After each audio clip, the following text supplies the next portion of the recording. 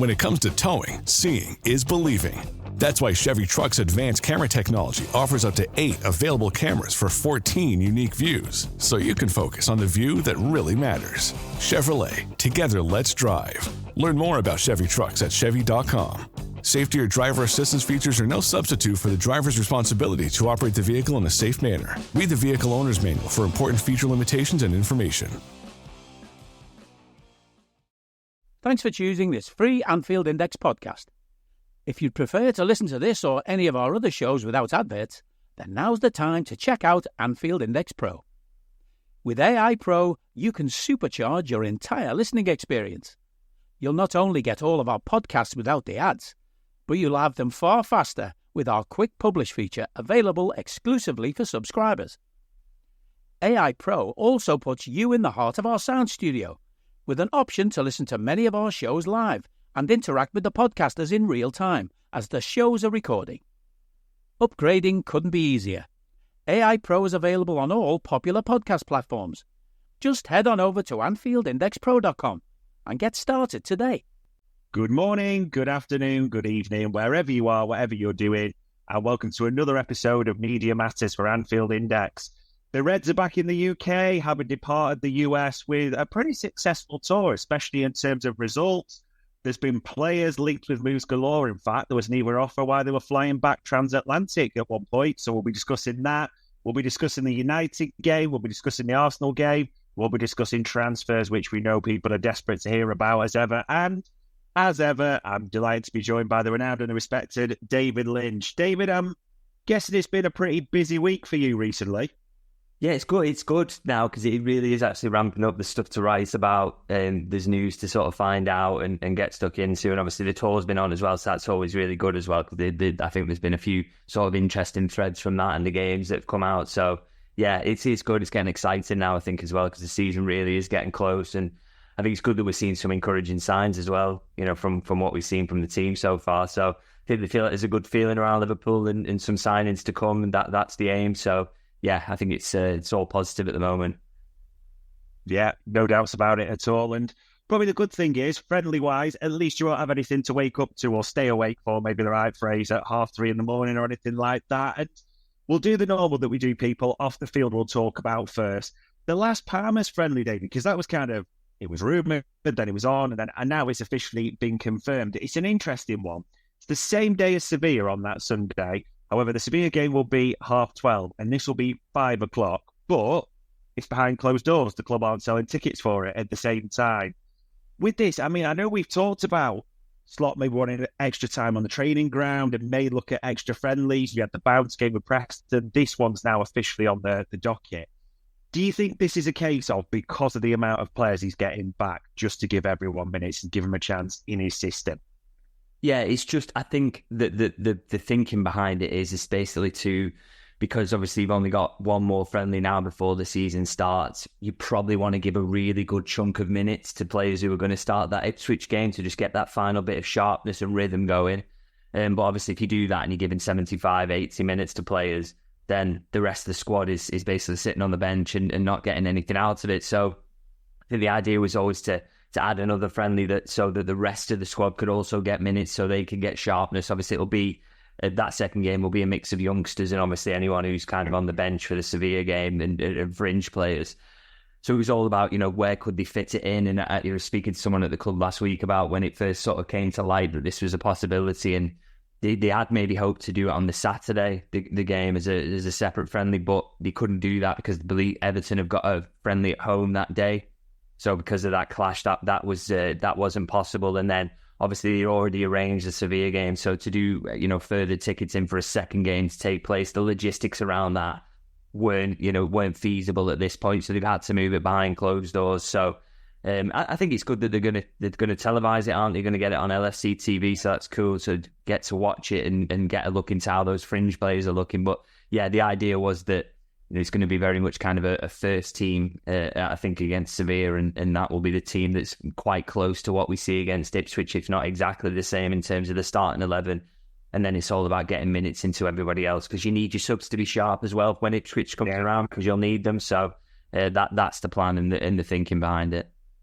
Yeah, it does actually make a lot of sense when it's laid out by that. There is a lot of players who will need a lot of minutes. And it's interesting that you mentioned fringe players. I mean, we kind of wondered if something would go on with Endo. And then Tuesday, it all leaked out, didn't it? That actually there was a bid 3 weeks ago from Marseille. I know you've written about this, that basically there's a lot of interest, I believe, or seems to be suggested from Bundesliga clubs. I think the one thing we're seeing, and probably the one thing that I know you kind of alluded to in a few of your podcasts and bits, it's hard to believe that Arne Slot really fancies Endo. I think that's fair to say, isn't it? Yeah, definitely. My understanding that he kind of doesn't at the moment. To be honest, I think an honest conversation's been taking place there that he doesn't see a massive part for him in his plans as things stand. I mean, I definitely know that on the player's side, certainly a week or so ago, that there was kind of a resolve there to stay and fight and prove the manager wrong. But I think it's being spelled out quite harshly, really, that there's not really a great future for him under Arne Slot. The fact he's, you look at the last game of the tour there and he's not starting that. I don't think he'll start the Sevilla game because ultimately he's not going to be in that starting 11 against Ipswich. He's probably not going to be in very many starting 11s across the season if he stays. And I think that's being spelled out to him kind of quite harshly, I suppose. But, the manager's got to make those ruthless decisions. And so it's all about now from the player's perspective, does he stick to his guns and really want to stay and fight? Or does he, if a decent offer comes in from a club that might be attractive to him, does he kind of fold on those demands and sort of make the move elsewhere so he can play more regular football? I suppose that's one of the interesting stories really between now and the end of the window. But like I say, players' side kind of resolved to stay. Liverpool's side, you would be happy to sell him and very open to that and getting a replacement in. It's just how that all works out really. And it's an interesting one because, do we see a kind of ruthlessness from Liverpool that we've not seen before in terms of they don't sell him, but they bomb him out anyway and they still sign someone to play that position?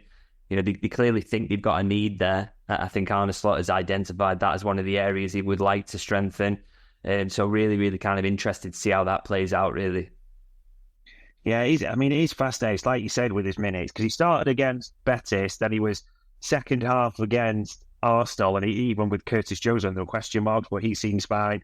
And then even in this last one against Arsenal, in essence, he comes on with Nat Phillips and the kids, doesn't he, at the last kind of few minutes, just to rest people more than anything. The fact that Trey Naomi comes on before him as well, I think just there's more priority being given to getting minutes into the legs of Grav and Burke and Trey Naomi. They are ahead of him in the pecking order at the moment, despite him being really sort of the only one you would say is an out-and-out defensive midfielder that Liverpool have got. So that kind of shows you where he is. And I had a few comments after the initial story that I wrote about him, the rejected bid, and I wrote in that piece that, I think his Liverpool future has been thrown into doubt here and that they've shown an openness to selling him, and kind of got some comments. I think it was on YouTube actually saying, look, they've rejected a bid. What do you mean about openness to selling him? That shows the opposite. But it was very much my understanding from the off here that Liverpool were sort of, kind of making it clear that they would sell him for the right price, and that he clearly and further to that, I was, sources telling me that he wasn't part of the manager's plans anyway, and I think that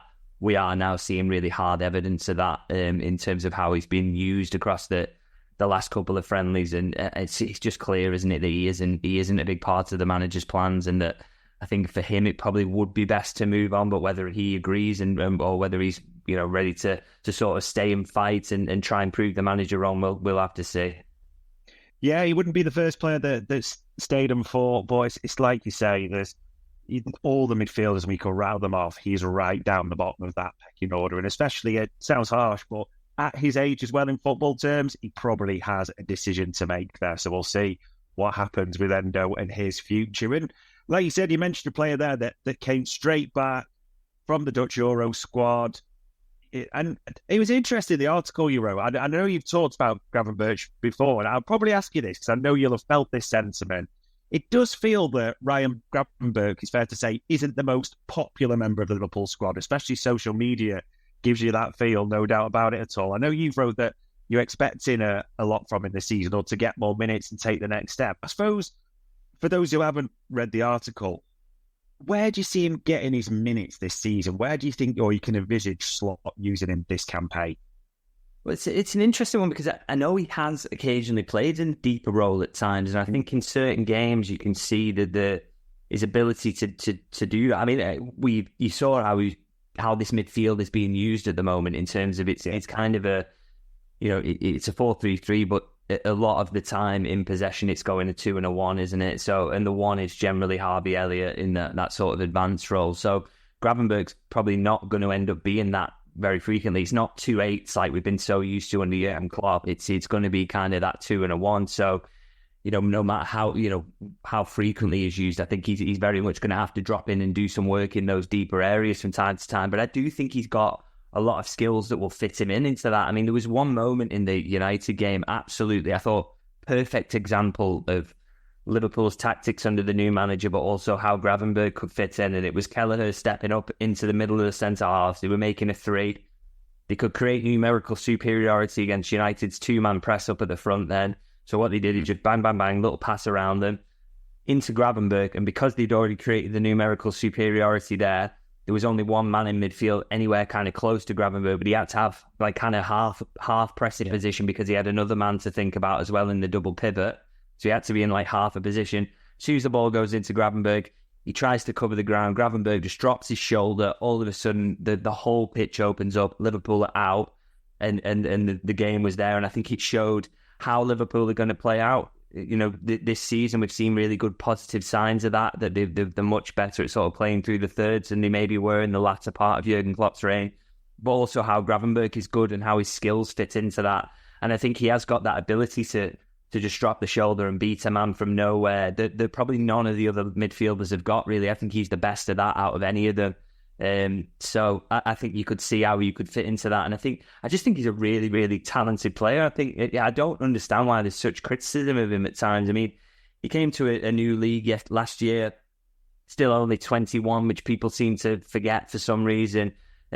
Played twice as many minutes as he had at Bayern. I thought played very well when he was in. Some up and down moments where he defensively could be slightly better, but I think in a slightly more compact system, I think he will get better. Also, he'll just improve anyway because he's young. And like I say, some of the qualities he's got, none of the others have got. So I just think there's loads there to work with, and I think I'm kind of excited for what Slot can do with him as a manager who's really good at developing players. And I think there's a lot more to come if he has a season of being fully fit and can get that rhythm up, because I think even in that, his first friendly back there, I thought we saw what he's about, and he's got a big role to play, whether it's, kind of in that too at times. There's going to be a lot of minutes for everyone because there's a lot of games. I still think there is that logjam in midfield where maybe they do have to move Endo on to get another in, but not worried about Gravenberch getting enough minutes because I just think he's a quality player, and you need to rotate in that midfield anyway because there are so many games across the season. So looking forward to what he does with all that. Yeah, it will be interesting to see, no doubts about it at all. And as you kind of mentioned there, pre-season, he did have one last campaign, wasn't he? He was literally the last second off the window. So under Arne, it may suit him and look different for him. And two players that there seems to have been these spate of stories recently. We know historically the way Liverpool have done it, but very much stories, as I say, with figures quoted in them. Those are always the ones that intrigue me. So the two I'm talking about are Bobby Clark and Fabio Carvalho. So we'll take these individually. I mean, Bobby Clark was the first one because there was a lot of rumours that Red Bull Salzburg, Pep Linder's current club, had made a bid for him around $6 million that had been rejected. And then literally the next day it comes out, doesn't he, that Liverpool will only, and it's interesting the way it was reported in a number of articles, only entertain any bids of 12 million minimum, but obviously looking at the loan situation now. I mean, I actually like Bobby Clark. I'll put my cards on the table. I think he's got a lot. Would you be sad if it was a bid and it was entertained? Would you rather see him go out on loan personally? Yeah, I'm kind of surprised that they're willing to entertain permanent moves at the moment, just because I think he's still only very young. I mean, he's 19 still. He's shown such talent so far, and I think, with a player like that, why not just give them the year on loan, see what they're like when they come back? I just think it's not like, I say, a Tyler Morton where you're thinking he's at that age now where he probably needs to play more frequently to become what he can be, and he's probably not going to get those minutes at Liverpool, so it makes sense to maybe move him on. For Bobby Clark, he's still really young and played a lot of games last year and looked really impressive. So kind of surprised really that they'd be entertaining a permanent move, but it looks like they are, and that's clearly is the case. I think, sometimes you've just got to trust the judgment of the people who watch them every day as well. And clearly, if they're putting a number on him, then clearly they think that, yes, he's a talent, but maybe there's not going to be the space for him to grow here, even in the long term. And maybe he's not going to quite reach that kind of level that they want as well. So I suppose you've just got to sort of accept their judgment. Maybe they'll get it wrong. We'll see. But yeah. I don't think it's one where they're kind of really desperately pushing him out the door, by the way. There's clearly also... they would accept a loan. It's not a sale or nothing like it would be with a few of the others. I think there would be sort of a happiness to send him out on loan. But if a club will stump up the cash and that's the price they're putting on him, then yeah, clearly that is a possibility. And I think, like I say, maybe got to trust that judgment. Maybe they'll get it wrong, and we'll kind of have to see how that goes. But yeah, it does feel like a little bit of a shame. My preferred sort of outcome would maybe be a loan and see where he's up to after that, but we'll see. Yeah, because you'd hope it almost kicked him on like a player you mentioned there, Tyler Morton. It just feels like he hasn't had that opportunity with regular football, so we'll have to see what develops that. I guess the call is they've got to make as well is, they sent Tyler out on loan there and he did really well, but he's come back and there's still not really the massive minutes available for him. Maybe they already know that with Bobby Clark. Maybe they think how we could loan him this summer, but even when he comes back, there's just not, the opportunities just aren't going to be there, and he's not going to be ready to be straight into the first team. So maybe that's the call they're making, but it's not easy to do that. And again, they can always be wrong, because you could go out permanently somewhere and absolutely, set on fire because he's a brilliant talent. So yeah, we'll see. Yeah, it will be one to keep an eye on to see if anything develops there. And what there's definitely developed, I mean, this broke on Sunday morning, didn't it, to David Ornstein, that Liverpool have rejected a £15 million bid for Fabio Carvalho, who, there's a lot on this as well. There's a few bits from the article that are important to note, that they see it as, almost my phrase, a low ball bid, well below what they're expecting for him. That was mentioned. And at the same time, that they would only entertain, as you mentioned, permanent offers, no loans will be considered. And even that it's mentioned in the article that very much Carvalho, it's interesting that the way David Ornstein writes it, would consider for minutes going to a smaller team, and you kind of a lot will be bought into that line specifically as well. What do you make of Carvalho? Because at one point, I could make this case all day long. He couldn't have done any more, to be fair, in pre-season. I can't deny that at all. And yet I look at the side and I still think, is he going to get the minutes? Do you see it differently at all, or have you got a question mark against his longer-term future at Anfield? Yeah, I just think there's quite clearly Liverpool are open to selling him this summer, more than open. I think they would absolutely prefer that to a loan move, and that's probably the route that we're going down now, because I think this club's out, 15 million is not enough, but I think if someone hits between 20 and 25 million, then we're talking really. And I think for player and club, that makes sense really, because he has done well on pre-season. He's been impressive, not just the goals, but I think his general performances have been really good. But there just aren't minutes for him. Arne has told him he's a left winger rather than an attacking midfielder. And well, in either role, even if he did see him in an attacking midfield, there just aren't the opportunities there for him. You think about that left hand side already. I've said about Anthony Gordon that I think Liverpool still too well stocked on that left wing with Luis Diaz, Cody Gakpo, Diogo Jota, even Nunes can play out there. The attack is almost unbalanced in that sense. So the idea that you would have Carvalho there and getting enough minutes to be happy, there's just no chance really. So my expectation is that I think, particularly the way he's performed in pre-season and his general record and his age and his talent, that this isn't the end of this story, and that we will see higher bids come in, maybe from not just from Southampton, but maybe from elsewhere as well. And I think, if anybody hits that 20 to 25 million mark, then I expect him to go. And I really do think he will leave between now and the end of the window. Yeah, it sometimes these just happen. Just because you're not a regular Liverpool first teamer or you can't get the minutes to Liverpool, it doesn't make you a bad player. We've seen his skill set in pre-season. It's like Russell Martin even talked. He was interviewing about Sky Sports, even though the bid was rejected, which was odd. But it's going to take a miracle almost, or maybe that's too strong. It'd be very surprising if he's still at Anfield come the end of the window, wouldn't it? Yeah, absolutely. Like I say, I expect him to go, to be honest. I just think it fits everyone at this point. Liverpool know he's not got a long-term future there. He knows that, and he's ready to go out and play. And he was really sort of adamant about that last season as well in terms of getting a loan. And just makes no sense to have another loan because the opportunity just still isn't going to open up for him even next season. So, particularly with who Liverpool are looking at. So I just think it's one where it makes sense for everyone. And I do think clubs will pay the money because he's worth it. So, yeah, I expect him to go. Yeah, almost a harsh reality, but good business, you can argue, at the same time as well. And this one, I mean, we know we talked about Joe Gomez before. Joe Gomez news just came forth this week, didn't it? Obviously, that it was part of this Anthony Gordon as it came out, that it was almost, Gordon was valued at 75, Gomez 45, probably a bit of Gracie count in there with PSR, don't get me wrong. But probably the key few lines from a number of sort of pieces that Joe Gomez was aware of that and willing to make that move potentially. It got towards payment terms. So that was quite startling. You're thinking, okay, is the 1 foot out the door? And then Paul Joyce drops his story yesterday, doesn't he, about Joe Gomez prepared to fight, wants to become a regular under slot. I mean, he seems a great character, Joe Gomez. Everyone seems to like him, seems very popular. But are you now, do you consider this almost shut, or do you think I wouldn't just call it that right now? I don't need a VPN. I've got nothing to hide. This is what I used to tell myself before I hooked up with LibertyShield.com. Not only is my home internet now fully encrypted, but I can now access all the websites I want, whenever I want, and do so from absolutely anywhere. As a Liverpool fan, I love to know I can now watch every match, regardless of whether it's on UK TV or not. My Liberty Shield VPN makes sure nothing is blocked and guarantees me super fast streaming speed throughout that match.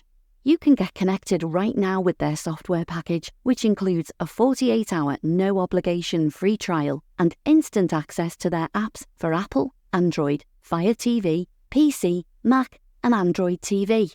Or go a step further like I have and get one of their pre-configured VPN routers. These small but powerful devices allow you to easily connect every device in your home to VPN, making it the perfect solution for smart TVs, Mac boxes and games consoles. Visit LibertyShield.com today and use coupon code AIVPN25 to get 25% off at checkout. Yeah, I wouldn't say it was finished yet. It's an interesting one. I think the positions have kind of been clearly set out by everyone here in terms of, Joe Gomez would be open to a move with the right conditions because he wants to play more frequently. That's clear. If someone comes and says you can play every week, I think he'd be open to that. Liverpool wouldn't block him because they've got, he's been a great servant and he is a great lad. He really is.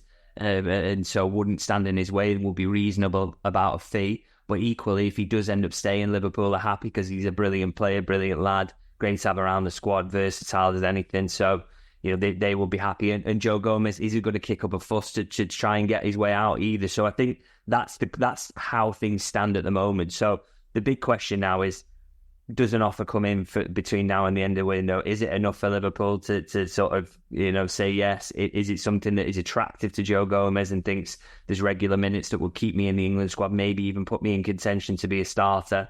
And is it somewhere he wants to live or in all those aspects? And is the money right? So that's the key question now. I don't think you can rule anything out really on this one. I think that openness was there for Newcastle. Would he be there for another club? Let's see. And it's literally everything is kind of on the table there. Nobody's pushing anybody out the door. Nobody's pushing to leave. But equally, there's a willingness on all sides to make something happen if it's right. So that's just a really interesting one, I think, now, between now and August 30th in terms of how that works out, because I do think all possibilities are on the table. Yeah, it will be interesting to see, especially if now he's back here in training with the 5 others, bar Alisson. Everyone is back now at the same time, aren't they? So, yeah, we'll see what develops with Joe Gomez. And I suppose the only other thing sort of off the field news, a few people asked this, so I thought I'd probably put it to you. The set-piece coach situation, that seems to be quite quiet. Obviously, we know they were going to advertise. We haven't mentioned LinkedIn in about 3 or 4 weeks, to be honest, either. But nothing new on the set-piece coach, it seems, at all at the moment. No, so I asked about a week ago, sort of asked someone who's sort of close to it, if any progress on that, and because someone had suggested to me maybe they could be coming out for pre-season tour, but there was who said to me that was definitely not the case. Nothing was kind of that close that they were going to be there. So I'm not sure if any progress since then, in terms of whether we're even going to see them before the season starts. Doesn't seem like any announcements imminent on that. But I guess it's not a role where you're in a huge rush to get it sorted because, clearly, I believe Aaron Briggs has been working on the set pieces with them for the moment anyway. So that, it's not like a desperate need for Liverpool. They've got that ability. And one of the set pieces he came up with, I'm sure everyone will remember the corner that was hilarious how they set up for that. So they're still coming up with ideas, even though they don't have a set piece coach. So obviously, definitely expect that to be resolved and someone to come in, but it's not anything close as far as I'm aware at the moment. Yeah, interesting. We'll see what happens there. And I suppose because we talked about a lot of outgoings there potentially. We've kind of alluded to this. And I remember a few weeks ago we were saying, I wonder if it starts. Does this feel, maybe famous last words, that it could be the week where you're expecting stuff to really ramp up in terms of not just things like off the field, but the transfer situation, expecting all these, potential, if players are going to depart, get rid of this bloated squad to bring incomings.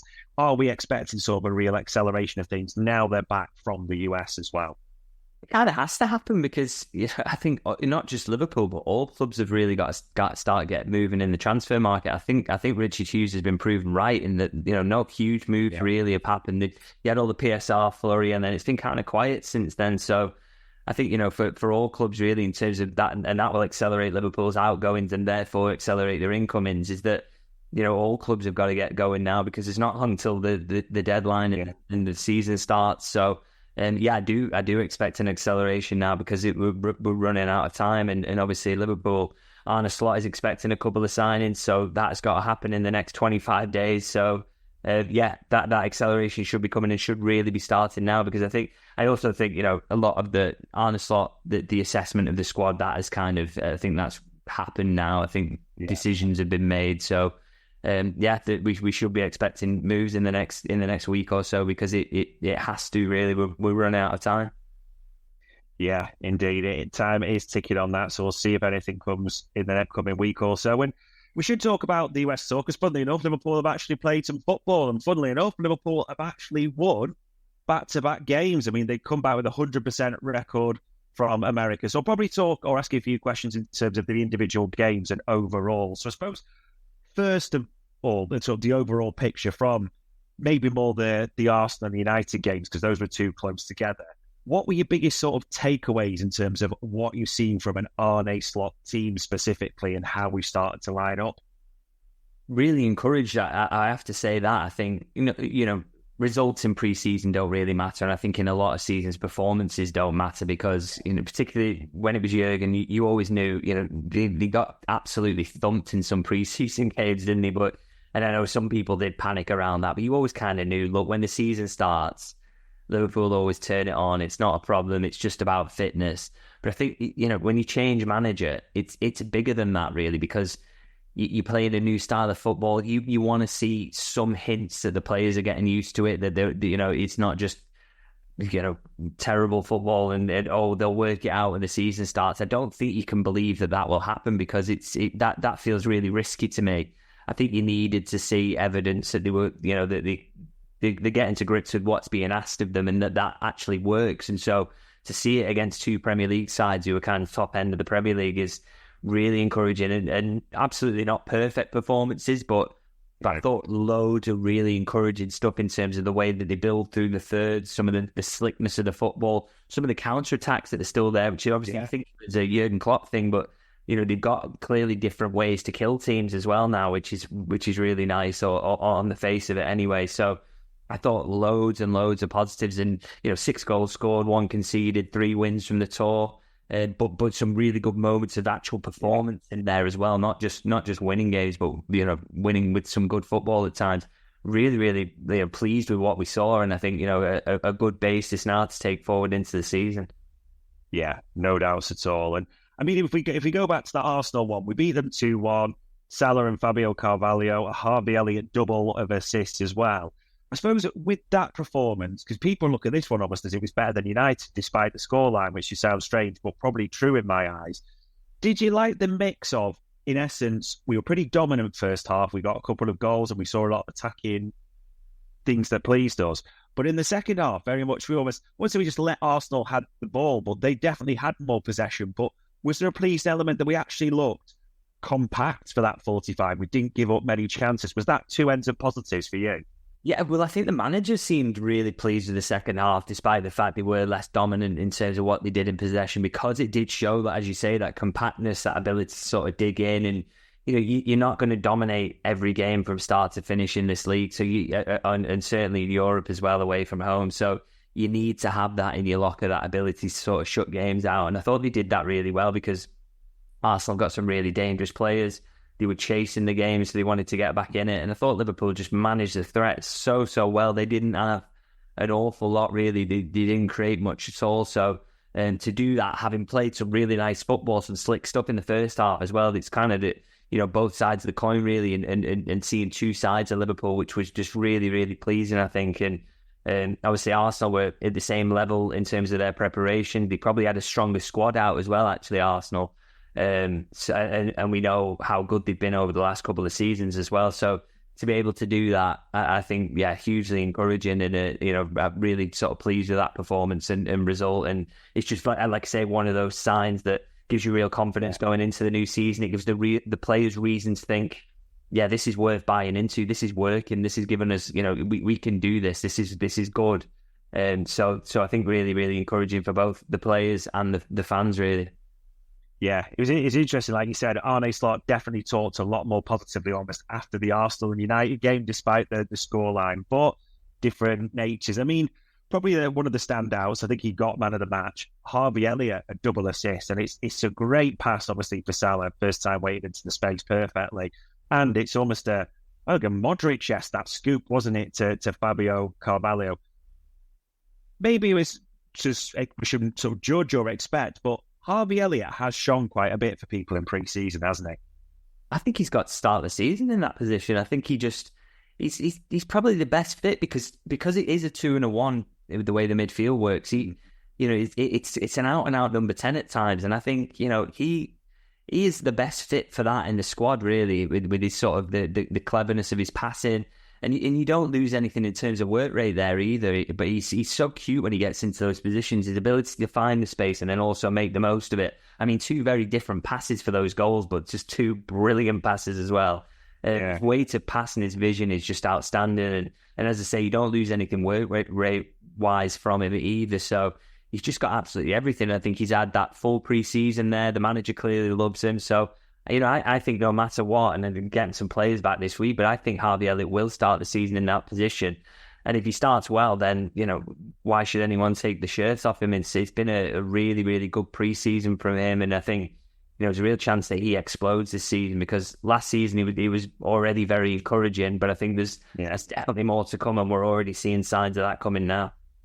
Yeah, no doubts about it. So it will be interesting, especially that middle. We know Dominic Szoboszlai was rested because of fatigue. Alexis McAllister is coming back. Curtis Jones has played a minute. There might be a 6. It's strange to think about a year ago or so. We were desperately worried about our midfield compared to what it is now. There almost might be too many options, not in a bad way either. So we'll see how that builds. And another youngster that almost, it's crazy to think that he was at Bristol Rovers not that long ago, but Jarell Quansah, he's another one that's had a good pre-season or a good US tour, hasn't he? I mean, it's kind of remarkable, isn't it? Because it was just nobody thought that this was going to happen for him last season. And then, you look going into this season, and again, very similar to Harvey Elliott, came back for pre-season early, has had a real chance to get in front of the manager. He's got consistent minutes, so he's looking sharp.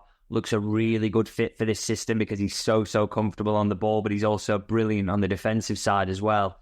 He just looks a prime candidate to start the season. And again, if he does start the season in that position, who is going to get him out of there? Because I think, Canate is fabulous. Let's not, let's have it right. I know he had a kind of a mixed finish to last season, but he's a brilliant player. But I think you've got to start Quansah at the start of the season with the sharpness that he's shown, and the fit for this style of football. And it's going to be hard to get him out of there because he is just that good. So yeah, I thought a brilliant pre-season from him as well. He looks like he's going to fit this style of football like a glove, really, and yeah, just I think a big season ahead for him, really, because he can build on what he showed last season, and he just does look a really good fit for this football. So yeah, really excited about what's to come from him.